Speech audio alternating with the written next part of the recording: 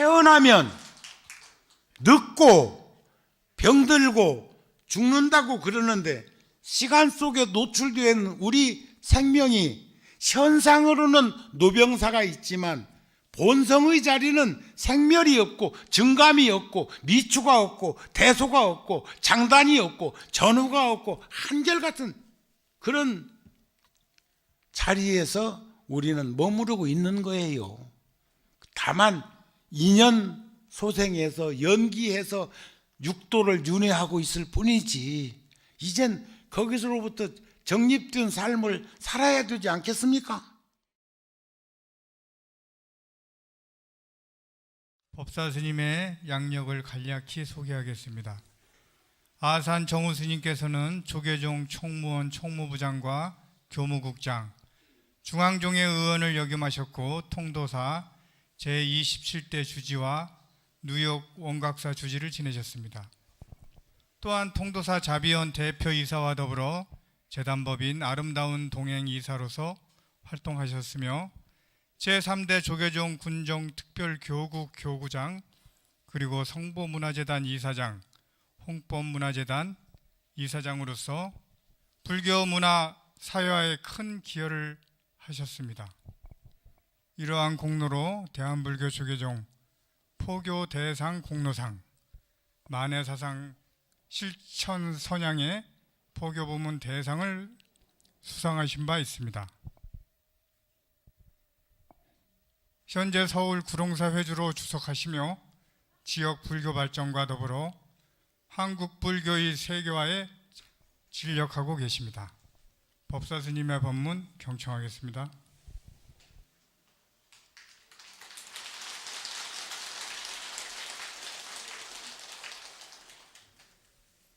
박수 소리가 감기 든 것 같네요.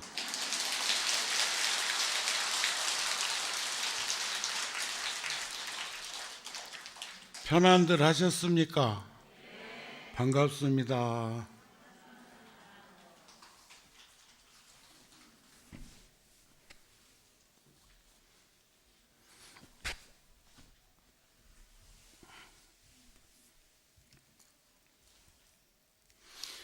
제가 통도사에 68년도에 출가를 했으니까 53년 되었네요. 17살 먹던 해에 통도사에 왔는데 어느덧 70 노인이 되었습니다. 그래도 작년 코로나 때문에 불자들이 설법전에 두르지 못하고 영상으로 접할 수밖에 없었는데 종교 시설 가운데에서 유일하게 사찰에서는 코로나 확산이 없어서 그래도 참 불교인들의 여러 가지 그 심성과 마음 씀씀이가 어떤 것인가 하는 부분에 대한 자긍심도 생기고 금년에는 오후 법문까지 이렇게 준비를 하시길래 큰 용기가 필요했었구나 싶었는데 요즘 오늘 또 뉴스에 보니까 7,000명 넘게 그런데 사실 코로나라고 하는 것도 독한 감기의 변종입니다. 변이. 어쨌든지 위생관리 철저히 하시고 DNA가 같은 사람들끼리 모여서 스스럼 없이 살 수 있는 그런 시간들을 가졌으면 좋겠습니다. 저에게 주어진 품은 강명각품과 보살 문명품인데 제가 한 달 이상 화엄경 저에게 주어진 품을 늘 머리맡에 두고 가슴에 새김질을 하면서 시간을 어떻게 잘 여러분들에게 전해드릴까 하는 마음 씀씀이를 가지고 있었고, 예행 연습으로 꿈에서까지 여러분들한테 법문을 드렸던 내용이니까 요약해서 간결하게 1시간 정도 시간을 가지도록 하겠습니다. 교무스님, 앉든지 나가든지 하시오. 그리고 교무스님한테 어제 내가 통도사 와서 어제 법회하는 법문을 바깥에서 도량을 포행하면서 들어보니까 그냥 스님이 말씀하시는 그 법문은 그 울림판이 적어서 이렇게 밖에서도 전달이 잘 되던데, 일주문이 있는 데 쪽에서 보니까 스님이 경전을 독송하니까 그 합성돼 가지고 바깥에서 듣기가 힘든다는 생각이 드니까 그 스피커 같은 것도 좀 살폈으면 좋겠더라 하는 생각을 전합니다. 화엄경은 이 안경을 써도 불편하고 지금 안경을 안 써도 불편한 상태니까 이해를 하십시오.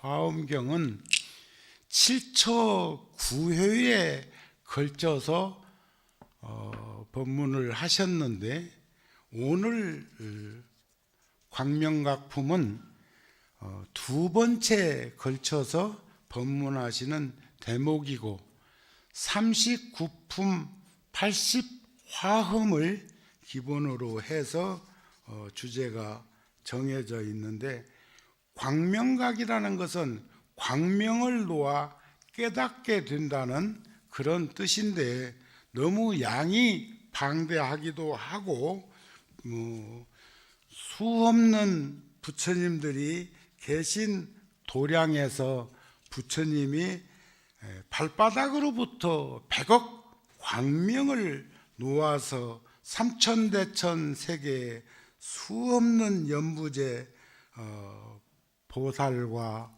중생들이 함께하는 그런 구성이 이루어진다, 이렇게 보시면 되겠고, 부처님의 몸의 광명과 문수보살의 지혜의 광명이 합해서 하나가 되어 본질과 현상이 융합한 이치를 깨닫게 하는 품이다, 이렇게 보시면 되겠고요.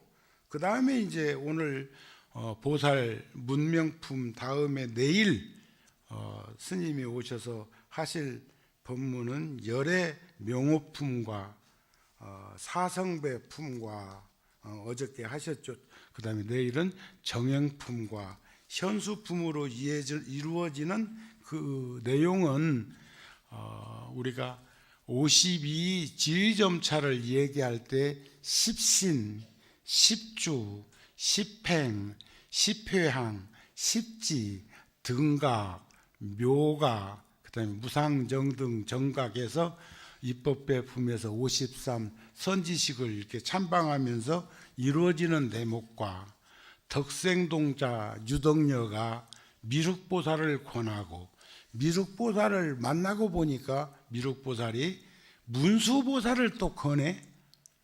가서 보니까 처음에 500 동남 동녀가 있는 곳에서 문수보살로부터 부촉을 받고 선지식 참방에 떠났던 그런 처음 만남과, 또 문수보살을 다시 만났을 때의 거기에서 드러나는 현상에 대해서 화엄경에서 입법제품에서 말씀하는 그런 대목인데, 여기에서는 믿음에 대한 거예요. 믿음은 도의 근본이요 공덕의 어머니라고 했습니다. 믿음은 도의 근본. 도라는 것은 우리가 성인의 도는 팔정도를 이렇게 가름해서 비추어 볼 수가 있을 건데, 그런 것으로 들여다 보면 공덕이라는 것은 무엇일까? 복덕과 지혜미가 복덕 해를 공덕해라고 그래. 공덕해. 그러니까 믿음이라는 것이 얼마만큼 여러분들이 믿음이 있었기 때문에 불자가 되었고 또 화엄 살림에 올 수 있는 마음을 냈고 그걸 발심이라고 그래. 또 그 다음에 한 달간이지만 이와 같은 진지한 삶의 현장에 어울림을 가지는 걸 정진이라고 한다. 이렇게 이제 보시면 될 것입니다. 부처님은 처음 정각을 이루신 보리도량에서 자리를 옮겨 보광명전, 통도사에는 보광전이 지금 선원으로 수십 년, 수백 년 해오다가 지금은 이제 보광선원이 저 위에로 올라가면서 주지실이 되었는데 보광명전 사자자에 앉아 계시고 수없는 불보살들이 함께 하면서 거기에 대중들이 모이는 대목이 있더라. 그렇게 이제 보시면 되겠습니다. 아셨죠?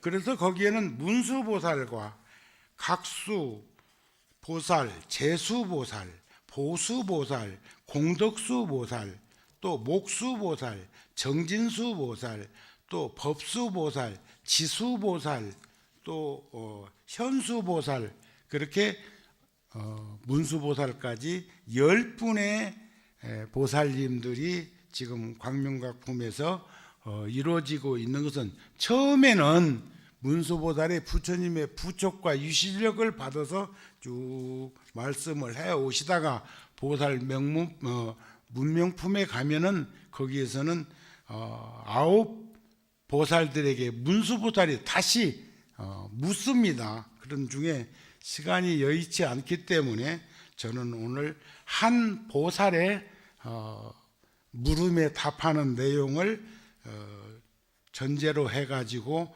말씀을 드리고 시간을 가질까 합니다. 모든 부처님의 신통력으로 시방에 각각 큰 보살이 계시고 낱낱 보살이 십불찰 미진수의 보살들과 함께 어저께도 법사스님이 막 영가 또 유주무주 그 수없는 그 생명에 대한 그 이런 말씀을 하시는 대목도 있던데 여기서도 그와 같이 문수보살과 각수보살로부터 시작한 9 보살들이 함께 했다. 그런 말씀. 불법을 수행하고 깨달음을 이루어 중생을 교화하는 데는 가장 중요한 것이 믿음입니다. 믿음은 도의 근본, 공덕의 어머니, 이렇게 말씀하시는 대목을 볼 수 있었으면 좋겠습니다. 그러면 부처님은 누구냐? 그냥 쉽게 얘기하면 깨달은 분인데 부처님은 누구냐? 이 마음이 맑고 깨끗함이 부처님이요, 이 마음이 지혜로운 것이 법이며 그 어디에도 걸림이 없는 깨끗한 공동체가 승가다. 이렇게 보실 수 있었으면 좋겠다 하는 말씀입니다. 대답을 잘 하세요. 거기에는 또 수없는 부처님들이 계시는 대목도 있는데 그 부처님들에 대한 명호는 범행을 깨끗이 닦았으니 이른바 부동지불, 무예지불, 해탈지불, 유의지불, 명상지불, 구경지불, 최승지불, 자제지불, 법지불, 관찰지불이, 여기서 지불 종이로 만든 부처님이라는 게 아니고 지혜로 구성되어 있는 그런 이름을 가지고 있는 보살들이 계셨고, 아까 9 보살들에 대한 말씀을 드린 것은 머리 숫자, 으뜸 숫자가 다 들어있는 보살들이라는 것을 전제로 해서 말씀을 드렸다. 이런 말씀입니다. 부처님은 불법은 그 아름다움이 회양에 있습니다. 오늘 또 교무스님하고 차 한잔 하면서 시간을 기다리고 법사실에서 있을 때 그런 말씀을 드렸어요. 중생계에서 소유한 자는 내 거라고는 그 물건을 쥐고 있는 사람은 되돌려 줄 수 없다, 나눌 수 없다, 회양할 수 없다, 그런 말씀을 했어. 성취한 사람은 회양을 하는데, 그러니까 부처님은 불법을 여러분들과 함께 나눔을 가질 수 있는 그 아름다운 모습이 바로 회양이라는 것이다. 회양하는 마음은 위대한 지혜에서 나온다. 이 지금 광명각품에서는 의문, 우리가 이목구 하는 선방에 화두를 든다는 것도 의문이요, 의심이라고 하면 안 돼. 의문은 지혜로운 자가 의문을 가졌을 때 그것을 풀어가는 해결점이 있고, 어리석은 사람은 의심을 해. 열반경에도 보면 부처님이 우리를 왜 이렇게 구속하고 얽매이고 속박하는 세상에 우리가 노출되어 있습니까 하니까 끝에 가가지고는 의심으로부터 우리가 구속되고 속박된다는 말씀을 해. 그러니까 부처님께 여쭤봐. 부처님, 그러면 의심이라는 것은 무엇입니까? 의심이라고 하는 것? 그러니까 부처님이 대개는 의심하지 않는 걸 의심이라고 한다. 우리 살다 보면 그러잖아요. 뭔 의심할 일이 생겼을 적에 서로가 분위기가 이상해지는데, 나 너 의심 안 해 하면 의심하는 것일까, 않는 것일까? 내가 너 의심 않는다니까 의심하고 있다 소리야. 아셨습니까? 의심이라는 건 그런 것인 줄을 알아야 돼. 그 기실론에도 보면 원효 스님이 기실론 소를 써놨는데 그런 말씀이 있어. 있다고 할까? 아니, 한결같은 목숨이 텅 비어 있고, 없다고 할까? 아니, 만물이 다 거기로부터 나오네. 그것은 광활한 것이다. 대호응과 같이 사가 없는 것이다. 그것은 평등한 것이다. 큰 바다와 같이 공평한 것이다. 그것을 일컬러 돌이 아닌 지극한 돌이라 하며, 그것을 일컬러 긍정 아닌 대긍정이라 하는 것이다. 대승, 그것을 목격한 대장부가 아니고서야 누가 언서를 넘어선 대승을 논하고 사려가 끊긴 대승의 깊은 믿음을 일으키게 할 수 있으랴. 좋으시죠? 뭔지는 모르겠는데 좋아. 아주 편안해. 있다고 할까? 없다고 할까? 아니, 한결같은 목숨이 텅 비어있고 그곳으로부터 모든 것들은 이루어진다고 하는 성문소승이나 연각중승이나 보살 대승을 논하는데도 이렇게 광대 무변한 원룡무예가 이루어지는데, 하물며 화엄 세계에서 말하고자 하는 것은 어떤 것일까 하는 부분들에 대해서 충분히 인식할 수 있었으면 좋겠다, 이런 말씀입니다. 그런데 강명각품에서는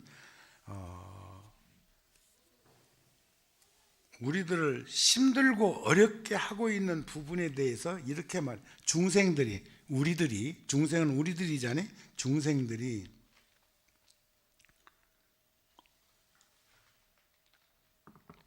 축원할 때도, 축원할 때 스님들이 사백사병 영이 소멸지대 원하는 건 지수화풍 4대에 101가지씩의 병원체가 있대요.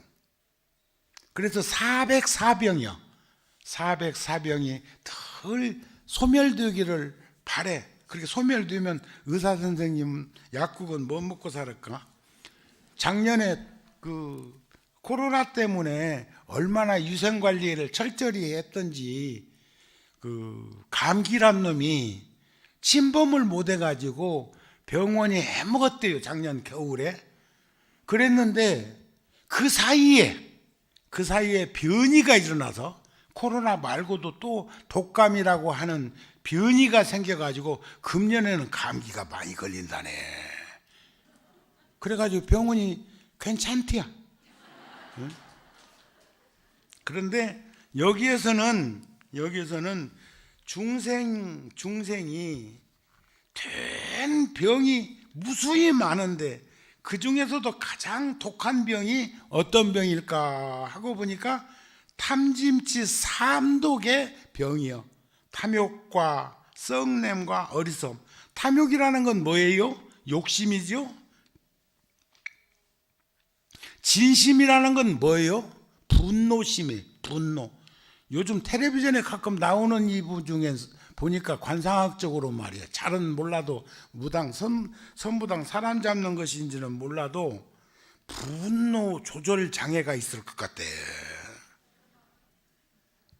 뭔 말인가 잘 못 알아듣는구만. 다행이네. 다행이야. 분노 조절. 스님도 화나면 화낼 줄 압니다. 다만 스님들도 화나면 화낼 줄 알아요. 욕심도 있어. 어리석기도 해. 그러나 일반론적으로 보면 욕심과 썩냄과 어리석음을 빨리 조율해가지고 그것을 깔아앉힐 수 있는 걸 수행이라고 하지 않을까 싶은데 어떻게 공감이 되세요? 우리한테 가장 큰 병이 탐욕과 썩냄과 어리석음이야. 탐욕과 썩냄과 어리석음.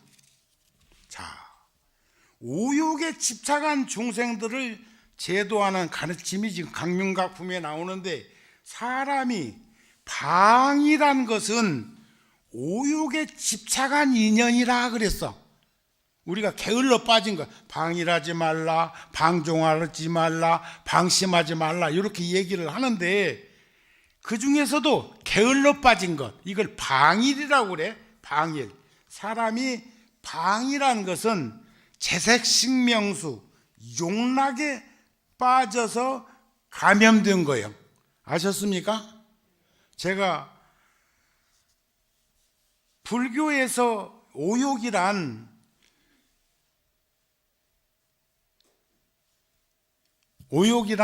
어디로부터 생기느냐? 안, 이, 비, 설, 신, 오그로부터 제일 큰데 탐짐치 삼독을 일으키는 것은 의근이고 살생, 투도, 사음, 망어, 기어, 양설, 악구 하는 것은 몸으로 진행되는 그런 것들이 출발점은 방일에서 게을러가지고 거기서부터 생긴다는 것을 한번 의미 있게 들여봤으면 좋겠다. 새 속에서는 재물과 이성과 음식과 명예와 수명을 목말라 하고 있고 그것이 영원한 것인 줄을 생각하는데 불교 공부는 우리가 왜 해? 탐짐치 삼독과 게을러 빠진 용락에 마음이 흘러가지 않도록 다독거리기 위해서 합니다. 원효 스님 아까 기실론소에 말씀드린 것처럼 막지 않는 처참당에 사람들이 적게 무방천당에 적게 가는 이유는 삼독번뇌로 위자가제 나의 그 가계를 삼았기 때문이요. 유혹하지 않는 저 악도에 삼악도에 왜 이렇게 저렇게 많이들 들어가는가 하고 보니까 육신과 오욕으로 그렇게 삼악도에 떨어진다고 하는 것을 우리가 놓치지 말았으면 좋겠습니다. 그런 말씀을 하는 겁니다.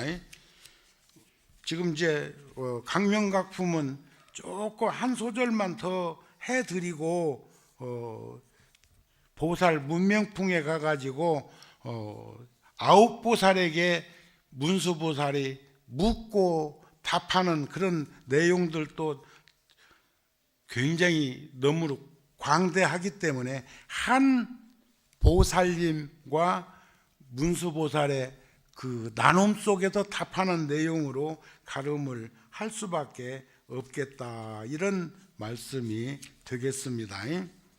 그러나 화엄경은 신의 행증이라고 하는 것이 매우 중요.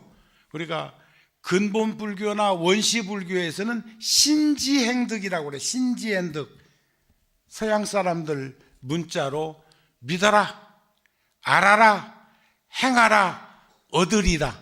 신지행득. 그런데 화엄경에서는 신의 행증이요, 신의 행증. 믿음과 이해와 실천과 증득하는 덕목을 이렇게 화엄경에서는 늘 말씀을 하는데, 그래도 그게 십바라미를 통해서 신의 행정의 증장 속에 십주, 십행, 십효양, 십지, 등각, 묘각을 이루어지는 그런 과정을 우리는 충분히 볼 수 있는데, 이것을 열어서 보여서 깨달음의 세계로 들어올 수 있도록 계시 오입을 하는 것이 화엄경의 진정한 가르침입니다 하는 걸로 살펴보았으면 좋겠습니다. 끝으로 보살 문명품은 문수보살이 9명의 보살들에게 질문하면서 각수보살 등 그 보살들이 답을 하고, 이러한 보살들의 질문을 하게 되면 끝에 가서 문수보살이 답을 하는 형식으로 구성되어 있는 보살 문명풍을 한번 살펴볼 수 있었으면 좋겠습니다. 자, 다시 한번 강명각품에서 9보살들을 말씀하는데 우리 같이 한번 해볼까요? 각수보살, 재수보살, 보수보살, 공덕수보살, 목수보살, 정진수보살, 법수보살, 지수보살, 현수보살. 이 9보살님들에게 문수보살이 이제 묻는 대목이 보살 문명품인데, 또 9보살이 끝에 가가지고는 다시 또 미진한 것을 문수보살에게 묻는 걸로 이렇게 구성을 합니다만, 불법을 수행하고 깨달음을 이루어서 중생을 교화하는 데는 가장 중요한 것이 믿음이라는 것을 전제로 해서, 그 믿음의 중요성을 설법하는 뜻에서 법규 청법 대중들이 상수보살들을 상징해서 나타나는 것이 바로 보살 문명품인데, 첫 번째 각수보살한테 문수보살이 묻는 대목이 뭐냐면, 불자여 심성은 하나인데 어찌해서 각가지 차별이 있음을 보게 됩니까? 왜 심성은 하나인데 그렇게 84,000 가지로 말하고, 우리가 화엄경만 해더라도 80권 화엄경의 그 원문 글자가 10조 95,048자래요. 요즘은 기계로 이렇게 하면은 글자 숫자가 나올 건데, 이게 벌써 1000년, 2000년 전에 화엄경 글자 수를 대간절 몇 년 걸쳐서 헤아려 봤을까? 10조 95,048자래요. 개송이 사구개가 10만 개송이요. 금강경에 보면은 야기석견나 이음성구와 시인행사도 불능견열에 하는 그 사구개가 화엄경 80권에는 10만 개송. 어마어마하죠. 지금 여기서도 결국은 문사보살이 이렇게 물으면 다른 보살님들이 사구계로 답을 하는 거예요. 사구계로. 그런데 그 사구계라는 게 여기서 하나 여러분들한테 전해드린다면, 불교를 공부하는 사람이라면 보통은 충분히 의심할 만한 의문점을 가지고 있는 것은 당연한 거예요. 왜? 심성은 하나인데 어찌해서 천차만별의 생각을 일으키면서 행동하면서 살을까? 그런 거예요. 그때 각수보살은 이런 말씀을 한, 모든 법은 작용이 없으며 또한 체성도 없어. 그러므로 저 모든 것은 각자 서로 알지 못한다. 예를 들어서 표현을 합니다. 비유컨대 강 가운데 흐르는 물은 빠르게 다투어서 흘러가지만 그 물은 서로 알지 못해. 저기 그 중국에 가니까 그 낙산 대불 모셔져 있는 그 앞에 큰 강이 흐르는데, 그게 이제 나중에 가갖고는 항아하고도 합해지겠지만, 거기 가서 내가 목격한 건 새 강에서 흐르는 물 색깔이 달라. 한 강에서 흘러온 것은 맑은 물색, 한 강줄기에서 흘러온 것은 황토물색, 또 한 강에서 흘러오는 물은 토사가 많이 나왔는지 연탄 공장이 많이 있는지 시커먼 물이 흘러가는데 그 물이 융합되지 못하고 각자 나름대로 흘러가는데 결국은 거기서 느끼는 것은 모든 법도 그러한 것인 줄을 알라고 하는 말씀을 느끼게 하더라. 예를 들어서 큰 불무더기에서 맹렬한 불길이 함께 일어나지만 그 불은 서로 알지 못하듯이 모든 팔만장교 법도 또한 이와 같은 이치로 살펴볼 수 있겠더라. 바람이 길게 불어올 때 물건에 닿으면 함께 흔들리지만 그 바람은 서로가 알지 못하듯이 모든 법도 또한 그러하다. 뭐 이해가 잘 안 되지요? 안 되지요? 그래도 드는 쪽으로 가려고. 그래서 그 보살, 문수보살이 근수보살에게 여쭤보는 대목이 나와. 근수보살에게 여쭤보는 대목이 나오는데 어떤 걸 여쭤보느냐? 불자여, 부처님의 가르침이 하나이건을, 부처님의 가르침은 하나입니다. 하나이건을 중생들이 보고 어찌해서 즉시에 일체 모든 번뇌의 속박을 끊고 벗어나지 못합니까?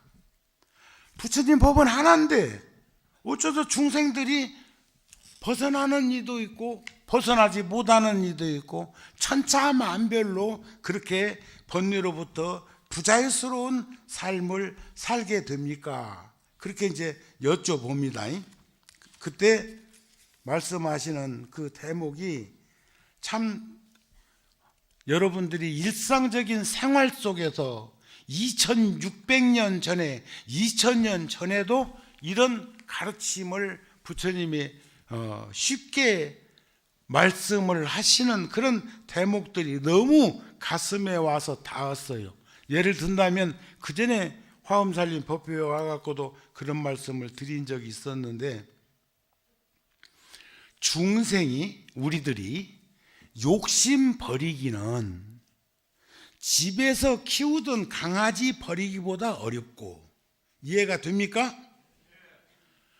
사랑하는 마음을 한결같이 지니고 살기는 놀란 들사슴 붙들고 있기보다 어렵다. 그거 아무 얘기도 아무 내용도 없는 것 같은데 얼마나 가슴에 와서 내가 절절히 새김질이 되었으면은 또 한 번 얘기를 하겠냔 말이야. 중생들이 욕심 버리기가 집에서 길들여진 강아지 버리기보다 어렵다네. 또 들어와 집으로. 밖에다 내놔도 강아지는 들어와. 사슴은 놀램병이 있어. 놀램병. 그래서 사람 옆에 잘 안 옵니다. 그런데 들사슴은 더해. 그러니까 그냥 들사슴도 아니고 놀란 들사슴을 끌어안고 있으면 몸부림치는 것이 마치 사랑하는 마음을 한결같이 지니고 살기보다 어렵다. 옹색한 인색한 중생들의 선의 심소 악의 심소하는 그 마음은 어떤 거냐? 마른 완두콩 송곳으로 찌르기보다 어렵다.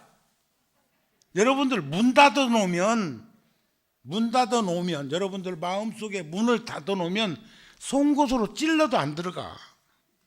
완두콩도 마르면 송곳이 안 들어간다는데. 그런데 그런 말씀을 부처님이 다 하셨어. 그런데 여기서도 내가 그 9 보살들한테 문수보살이 질문한 것 중에서 가장 그 내용을 쭉 검토해 보니까 짧은 시간에 드릴 수 있는 말씀은 이 근수보살에게 하신 말씀을 전해드리는 것이 여러분들이 살아가는 현장에서 도움이 되겠다 싶어서 이제 단을 근수보살로 잡은 거예요. 만약 한량이 없는 모든 허물을 소멸하고자 하거든. 우리가 천수경에서도 죄무자성 종심기 심양멸시 죄욕망 죄망신불 신멸양구공 시증명이 진참회 말은 잘이요. 그러는데 자성이 없기 때문에 그걸 소멸하면 다 거기에 깃들 자리가 없는 것인 줄을 아는데 우리는 늘 일상적인, 그래서 아까 탐심치 삼독이라는 그 삼독심도 보면은 분노 조절이 잘 안 되는 이는 사과도 잘한다네. 사과도 먹는 사과 말고 또 딴 생각하고 있네. 그런데 그 허물을 진심으로 진심으로 참회하지 않고 미꾸라지라는 놈 빠져나가고 그 물에 바람이 빠져나가는 것처럼 한다는 거예요.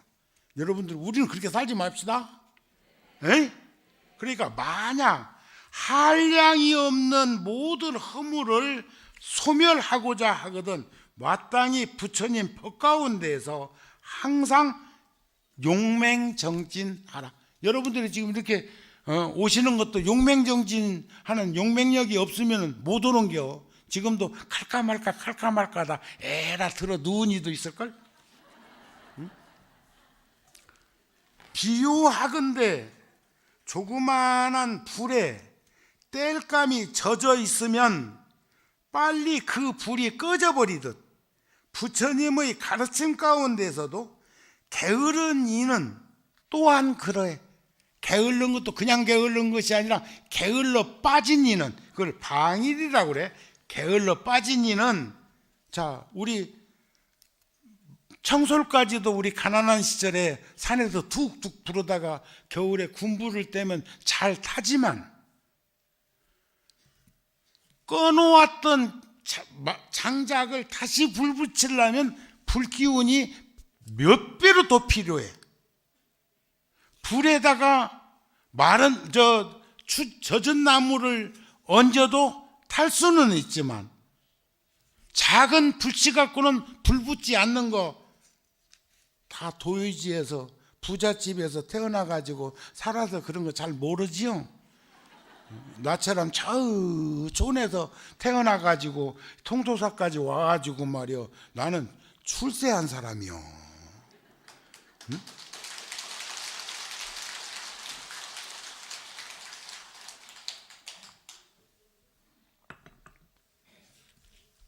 조그마한 불에 젖은 땔감이 있으면 불이 빨리 꺼져. 부처님의 가르침 가운데에서도 게으른 이는 또 그렇단 말이야. 근데 여기까지도 그냥 잘 모를 수가 있어. 나무를 비벼서 불을 구할 때, 그 옛날에는, 지금 성냥이나 나이타나 뭐 이렇게 하면은 불이 붙지만, 옛날에는 나무를 비벼서 불을 구할 때, 부처님 당시에도 그렇게 해가지고 불을 구한 것이 기록으로 이렇게 나오는 거예요. 불이 나기도 전에 자주 쉬면 나무에다 비벼가지고 이렇게 그 불씨가 나와야 되는데, 쉬었다가 또 했다가, 열이 날만 하면 쉬고 하면 천년을 비벼도 불 못 지핀다. 이해가 되세요? 불기운이 따라서 소멸하듯이, 자주 쉬면 그 불기운이 소멸되듯이 게으른 사람도 또한 그러하다. 그러니까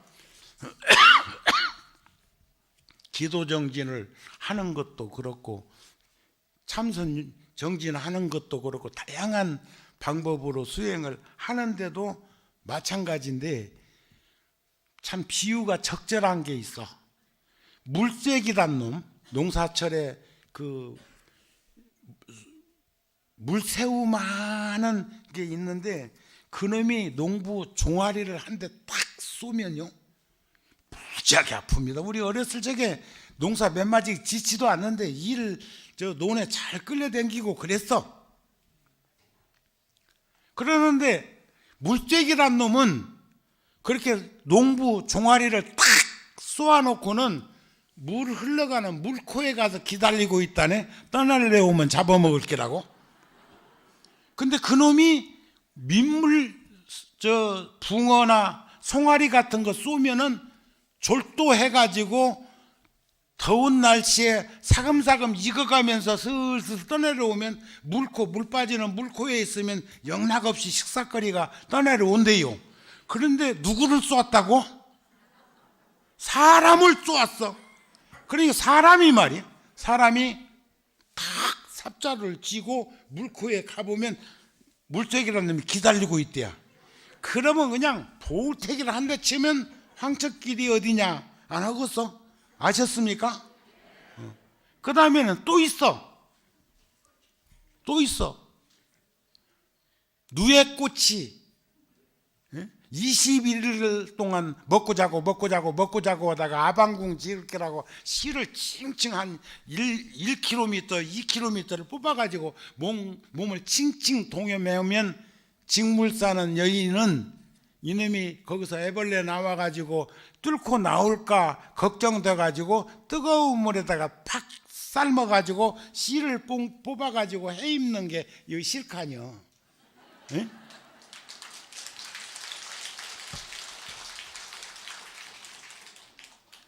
그런데 우리들은 삶의 현장에서 누에꽃이 같은 짓을 하고 물쐐기 같은 짓을 하고 있단 말이에요. 다급하면 그냥 가가지고는 그냥 관세음보다 막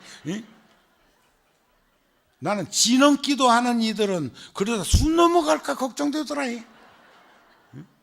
천천히 해도 돼. 아까 그랬잖아요. 불씨 그 비비면 불이 나올 건데 그거 하다 쉬고 해갖고는 안 된다 그 말이야. 근수보살이 하시는 말씀입니다. 마치 어떤 사람이 화경, 요즘 말하면 우리 어렸을 적에 보면 볼록렌즈 같은 거에다가 태양에다 쬐고 쫙 비치면 그 빛이 투영돼 가지고 불이 나오는 것처럼, 솜털로 햇빛을 받지 아니하면 그걸 비춰더라도 흙에다가 붙이고 돌에다 붙여갖고야 거기서 불 안 붙잖아요. 마침내 불을 얻을 수 없듯이 게으른 사람도 또한 그러하다 이게야. 우리 물쐐기 같은 그런 짓은 하지 맙시다. 비유컨대 밝은 햇빛 아래서 어린아이가 그 눈을 가리고서 왜 해가 보이지 않지? 말하는 것처럼 게으른 사람도 또한 그러하다 이게야. 제가 며칠 전에 저 대만 불광산사의 성운대사 법문을 듣다가 얼마나 웃었는지 몰라. 그 여기 저 스님들이 쓰는 요령이나 저 종, 또 경쇠, 저 예분 모실 때 쓰는 거, 그놈들이 재료는 청동불 만들면 부처님하고 재료는 똑같다네. 그러니까 그 내두드러 맞는 경쇠가 부처님한테 와가지고 스님 요령 한 번만 흔들어봐요. 요령. 저놈이 부처님한테 와갖고 하소연 하더랴. 왜 재료는 똑같은데 부처님한테는 와서 예배하고 공양하고 시주하고 보시하고 다 하는데 우리는 오는 놈마다 때려 쌌냐고. 응? 종도 그렇잖아요. 종도 재료는 똑같다니까. 그러니까 부처님이 하시는 말씀이 그렇게 많은 이들이 와서 예배하고 공경하고 우러러서 합장하는 그때까지 난들 편했겠나? 난들 쉬었겠나? 불모가 부처님 조성하려면 정으로도 때리고 망치질도 하고 그렇게 해 다듬어 가지고 개금해 가지고 이건 비우니까 꼭 그렇다는 건 아니요. 그런데 부처님도 그런 거룩한 형상을 이루기까지 불모가 얼마나 망치질을 해가지고 부처님이 조성된 거요. 이게 니만 맞은 게 아니고 나도 어지간히 맞았다. 응? 그러시죠? 세상은 현상계는 똑같아. 그런데 왜 누구는 대접을 받는데 누구는 멸시를 받고 손가락질을 받느냐 하고 보니까 이런 일들이 있더라. 그런 말이요. 아셨습니까? 자, 거파가 일어날 때 적은 물로 그 큰 불을 끄고자 하는 것처럼 부처님의 가르침 가운데에서도 게으른 사람들이 하는 몸짓이 그렇더라. 게을르면 안 되는 거예요. 어떤 이가 허물을 보고 단정히 앉아서 움직이지 않고 말로만 허공에 올라갔다고 하듯이 게으른 사람도 또한 그러하다. 우리는 입만 갖고 해서는 안 돼. 말은 아나운서가 잘한다. 나 노래는 말이요. 9살, 10살 먹은 그 누구요? 김태연이? 트롯 거기에 나온 그 있잖아요. 바람길? 잘하대. 나는 유튜브에서 그 어린 소녀의 노래를 가끔 들어. 그만큼 잘하기가 쉽지가 않아. 이건 다급생에 갈고 닦은 것이고, 저 어머니가 태중에 임신했을 때 계속 노래 들려주고 소리하고 그랬다네. 그러니까 아셨어요? 그러니까 그 참 태교라는 것이 얼마나 중요한 것이고, 또 우리가 염염상 속에서 이어져 가야 되는 그런 것들이 얼마나 소중한 인연으로 이루어져 있는 것인지를 우리는 알 수 있었으면 좋겠다, 이런 말씀이에요. 얼렁뚱땅 횡설수설 우지자지 갈팡질팡 그렇게 하지 말고, 정진이라는 것은 여기 근수보살이 정진수보살이요. 정진이라고 하는 것은 진지한 모습이, 부지런한 모습인 것을 볼 수 있었으면 좋겠습니다 하는 그런 말씀입니다. 그래서 우리는 게으르지 맙시다. 이제 오늘 8일차지요. 8일차 항차 앞으로 20일 시간은 필요한데, 실질적으로 시작이 반이라고 그래. 그래도 오늘 토요일인데 많이 오셨네. 어저께 누가 그려, 아이고 스님 내일 법문이시죠? 예. 아이고 많이 기다려요. 기다렸어?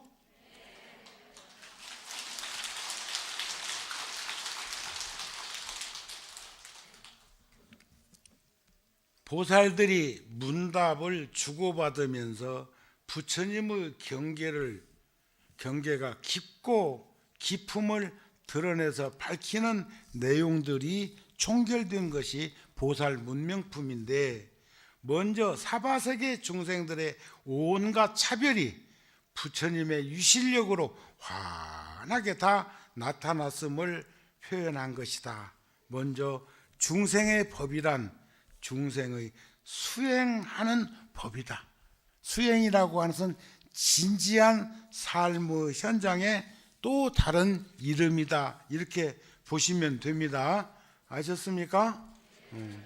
시간은 잘 지켜줘야 하지. 조금만 내가 더 이제 하면 법주 스님이 목탁을 들었다 놨다 하기 시작하면 서로 불안해지니까 내일 지한 스님이 오시던데, 정행품에서는 바른 행을 보이기 위해서 일상생활을 보고 듣는 대로 서원을 세우는 가르침이고, 현수품은 행을 닦는 데는 행을 닦는 데는 반드시 덕이 나타난, 우리가 복은 지어야 돼. 복은 지어야 됩니다. 빌어서 생기는 게 아니요. 덕은 나눠야 생겨. 나눠야. 말로는 첫날 만날 해봤자 덕이 덕성스러운 모습을 지닐 수가 없어. 아까 그러잖아요. 언행일치가 되어야 된다는 그런 말씀을 하는 것처럼, 지혜와 수행이 원만해서 보현의 수승한 행원을 공덕으로 드러내는 그런 가르침들을 살펴서 우리가 잘 나아갈 수 있었으면 좋겠습니다. 이런 말씀이에요. 그래서 아까 아홉 보살이 있는데, 덕수 보살을 공덕수 보살이라고도 하고, 정진수 보살을 부지런할 근자를 써서 근수 보살이라고도 하더라. 이런 말씀이 아닐까 싶습니다. 알으셨죠? 그래서 부처님이 보리수 아래에서 바른 깨달음을 이루시고, 비로자나 청정 법신으로서 미묘한 덕을 나타낸 것은 화엄의 근원을 드러낸 것이고, 또 7처 고의 설법 중에 2회 6품, 어제 법문과 오늘 법문과 내일 법문으로 이어지는 그 품은 믿는 행을 보아야 한다고 하는 것이죠. 중생의 욕망이 각기 달라. 욕구, 욕망, 욕심이 각기 다르므로 부처님의 가르치는 방법을 또 다르게 하는 거예요. 탁 하면 알아들으면 삼처전심으로 끝내버릴 것을 부처님이 8만 장교, 그것도 우리나라에 전래되는 8만 대장경이 해인사에 가면 81,258장에 양면으로 새겨져 있고 경전으로 묶으니까 6,791권이나 된다고 그러는데, 부처님이 45년 동안 법문한 게 그것만 있는 거 아니에요. 경전은 이 나라 저 나라에 실질적으로 1500년 전만 해도 중국에 능엄경 같은 경전은 너무나 과학적인 가르침이어가지고 믿고 이해하고 따르는 대중들이 없을까 봐서 인도에서 유통시키지 않은 경전이 몇 개까지 있었던 것이 수능엄경입니다. 예를 든다면 그 말씀 중에 맑고 깨끗한 마음이 어둡고 침침한 허공과 만나서 부딪히고 요동치고 흔들리다가 바람 기운 생기고, 마찰력에 불 기운 생기고, 녹은 것은 물 기운이 되고 굳은 것은 흙 기운이 되었다. 이런 말을, 또 우리가 음성이 오고 가는 것처럼 느껴지는 그것을 능엄경에서는 진동파장이라고 표현했는데 그때 알아들을 수 있었을까? 응? 우리가 요즘 과학적으로는 눈이 근시, 원시, 난시 하지 않고 금강경에서처럼 오한이 있어서 육안이 있고 천안이 있고 해안이 있고 법안이 있고 불안이 있는 안목이 있는 눈까지를 표현하기도 하지만 X선이나 적유선이나 우주선이나 감마선이라는 빛깔을 그 시대에 누가 인정했을까? 그런데 지금은 다 있다고 하는 거 공감하고 동의하고 알고 있잖아요. 그러시죠? 그런 것들을 비추어 보면서 우리가 충분히 좀 열심히 살고, 여러분들 금생에 얼마나 남았어? 나는 엊그저께 온 것 같은데 통도사 53년 됐다네. 엊그저께 통도사 주지 마친 것 같은데 벌써 10년이 넘었다네. 앞으로 갈 길이 얼마나 더 남았을까? 70이라니까. 내가 아무리 오래 살아봤자 10년이나 20년? 아이고 스님 오래 사세요. 오래 사세요. 여러분들 오래 사세요. 태어나면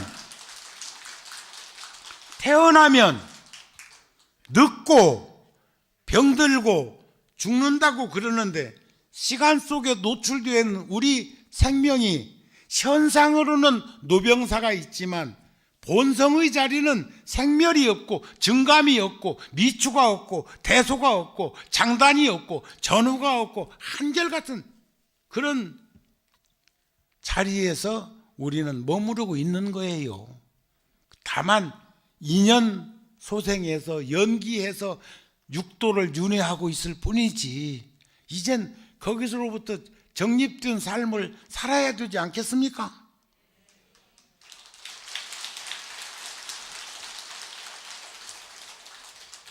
그러기 위해서는 이제 궁금했던 거, 그 9명의 보살들이 문수보살님한테 다시 또 물어보는 대목이 있고 내일 품에 연결 지어져 갖고 이루어질 수 있는 그런 가르침이 있는 것들을 볼 수 있었으면 좋겠고, 또 우리가 아무리 해도 인연 따라 이렇게 우리가 서로 주고받을 뿐, 아무리 오늘 이 얘기 전해드린 부처님 가르침 중에서 그 똑같은 재료로 만들어졌는데 부처님은 우러러 합장하고 예배하고 공경하고 공양을 올리는데 똑같은 재료로 만들어져 있는 나는 오는 이 가는 이가 내 때려 쌓고 두들겨 쌓고 한다고 하는 그거 기억밖에 안 나지. 더 나는 거 있어 뭐? 그러면 우리는 어떤 삶을 살아야 할 것인가를 여러분들한테 여쭤보고 싶은 거예요. 재료는 지수화풍 4대로 이루어져 있는데 그 4대를 가지고 있는 그 몸뚱아리 가지고도 우리가 어떤 빈부귀천에, 누구는 그렇습니다, 비천한 집안에 태어나 가지고 이렇게 자학하고 있는 이가 있던데, 아니요, 부처님 말씀에 빈부귀천은 출신 성분에 있는 것이 아니다.